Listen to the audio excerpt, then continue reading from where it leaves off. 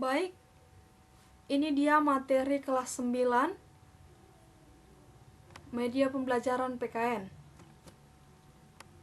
Di bab 1 kelas 9 mempelajari tentang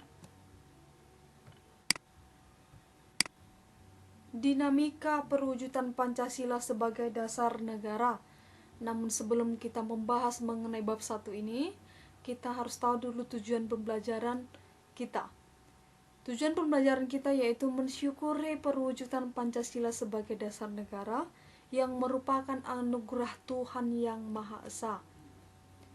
Penerapan Pancasila dari masa ke masa.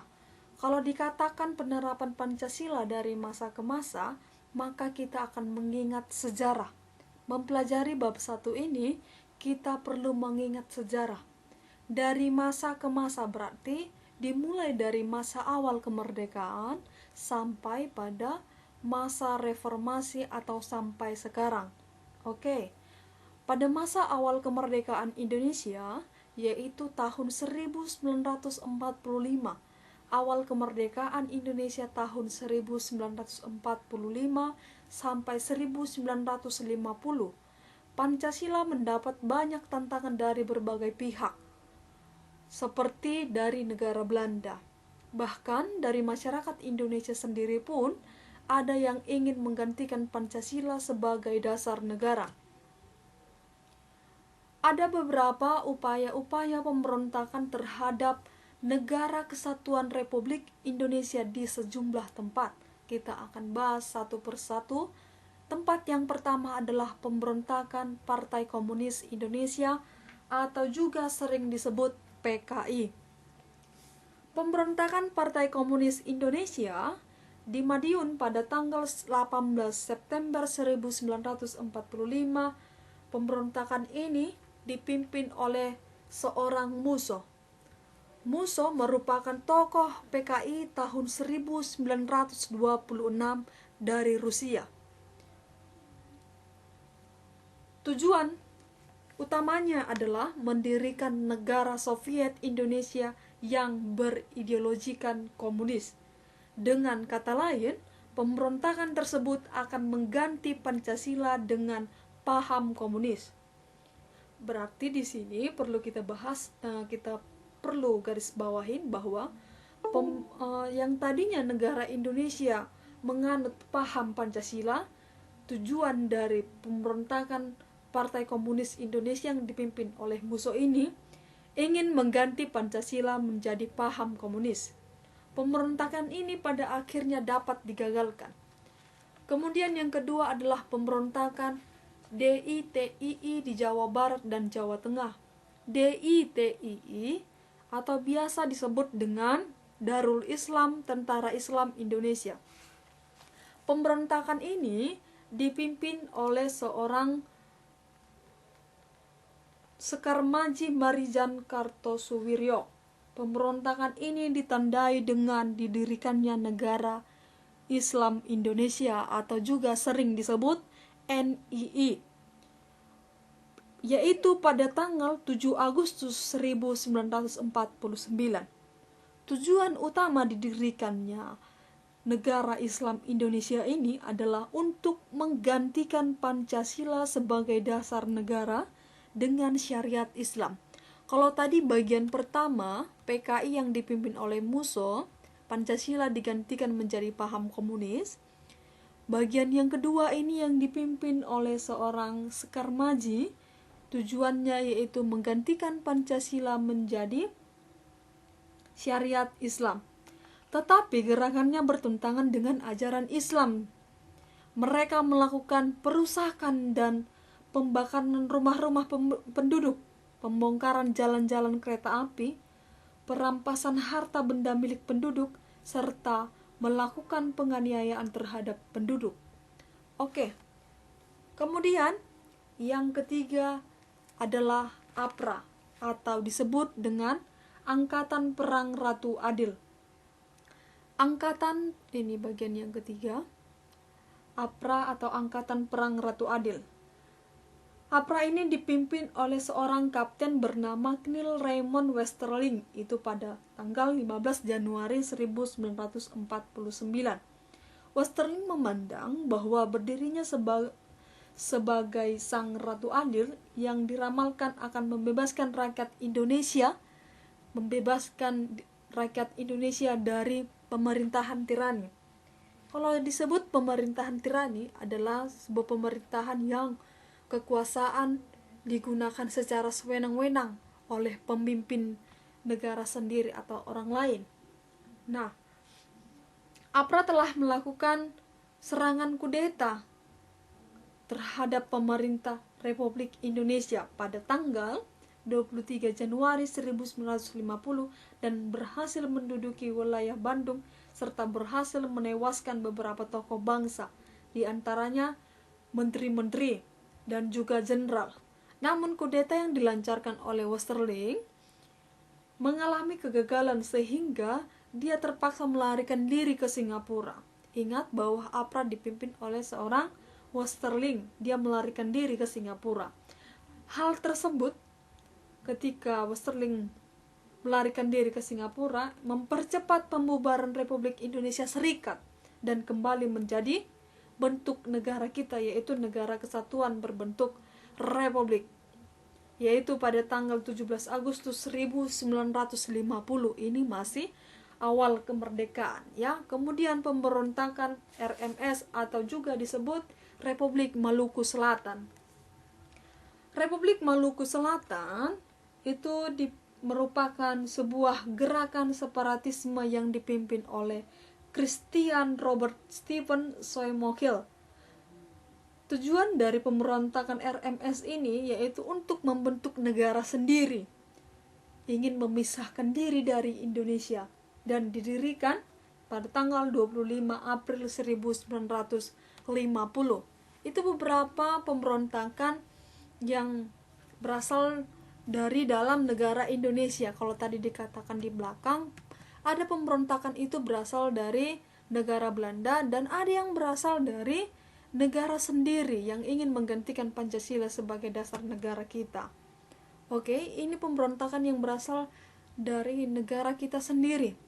Kemudian berdasarkan Undang-Undang Dasar 1950 ya, pada masa awal kemerdekaan tadi dimulai pada tahun 1945 sampai dengan 1959. Nah, berdasarkan Undang-Undang Dasar sementara 1950, pada masa awal kemerdekaan berlaku sebuah demokrasi yang disebut dengan demokrasi liberal.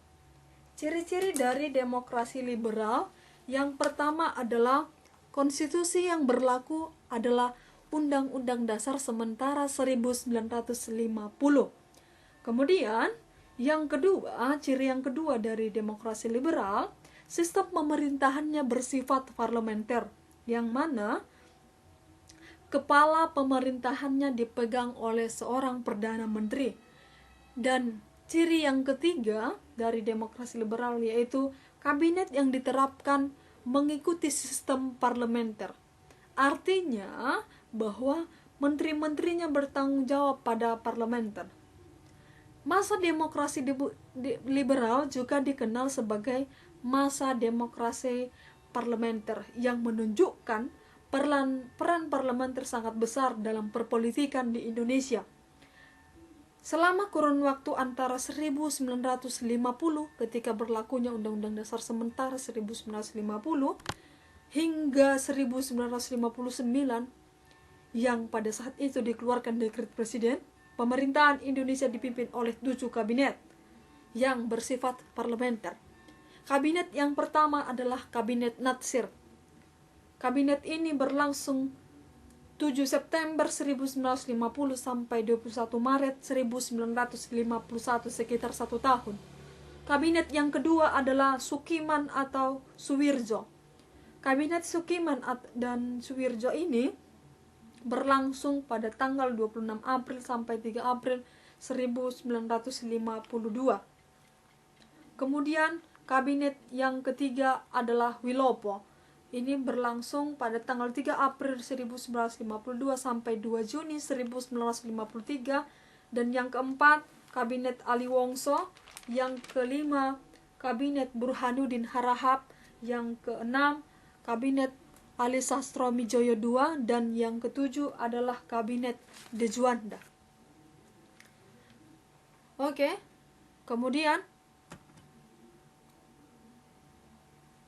penerapan Pancasila pada periode 1950 sampai 1959 cenderung diarahkan sebagai ideologi liberal. Tadi sudah saya jelaskan, hal ini ternyata tidak menjamin stabilitas pemerintahan.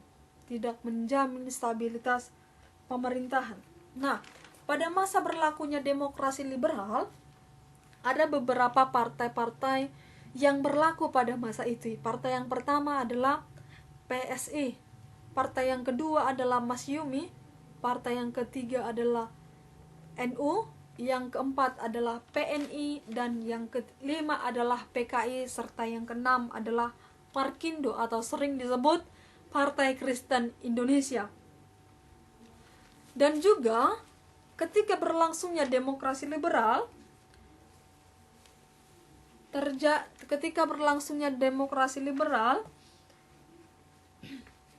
pada saat itu berlangsunglah pemilihan umum pertama di Indonesia. Tahun 1955. Pemilihan umum pada saat itu berlangsung 2 kali. Yaitu pemilihan umum pertama berlangsung pada tanggal 29 September 1955, tujuannya untuk memilih anggota DPR.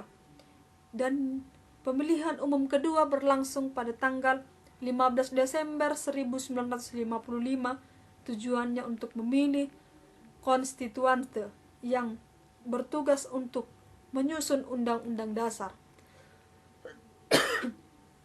Oke, next.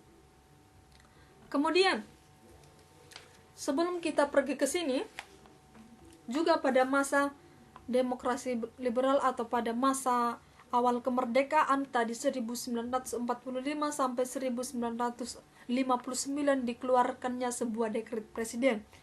Dekret presiden berbunyi: 1. Pembubaran konstituante. Yang kedua adalah pemberlakuan kembali Undang-Undang Dasar 1945. Dan yang ketiga, pembentukan MPRS dan DPHS. Ada pertanyaan di sini. Apa yang melatar belakangi dikeluarkannya dekret presiden? Dekret presiden dilahirkan untuk menutupi atau untuk tidak diberlakukan kembali demokrasi liberal. Karena isi dari dekret presiden yang kedua adalah pemberlakuan kembali Undang-Undang Dasar 1945. Artinya bahwa Undang-Undang Dasar sementara tadi yang berlaku pada masa demokrasi liberal tidak diberlakukan lagi. Oke, ini tadi seperti yang saya katakan, terlaksananya pemilihan umum pertama pada masa demokrasi liberal atau pada masa awal kemerdekaan. Kemudian pada tahun 1950 sampai 59 muncul sejumlah pemberontakan yang bertujuan melepaskan diri dari NKRI. Seperti yang tadi saya sudah jelaskan, pemberontakan